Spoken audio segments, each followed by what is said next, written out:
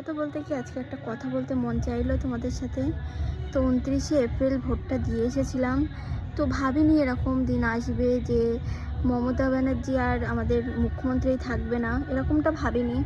মনে অনেকটাই আশা ছিল যে তিনিই আবার আমাদের মুখ্যমন্ত্রী হিসেবেই থাকবে, এরকম হবে ভাবতে পারিনি।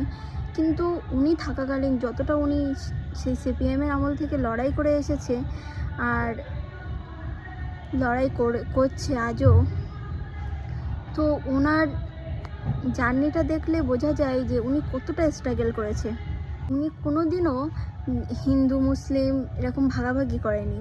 যেরকম হিন্দুদেরও করতো সেরকম মুসলিমদেরও করতো, উভয় পক্ষেরই করতো। কিন্তু বিজেপি যেটা করছে শুধুমাত্র হিন্দুদের, মুসলিমদের কি করছে? আমরা বিজেপি ভোটে জিতেছে, সবই ঠিক আছে, কিন্তু জয় শ্রীরামই কেন? ওটা তো একটা ধর্মের দিক থেকে।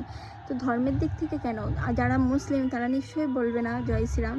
তারা, আমরা যদি বলি, মুসলিমরা যদি বলে আমরা ভোটে জিতেছি বলে তোমরা জয় আল্লাহু আকবার বলো, তোমরা কি সেটা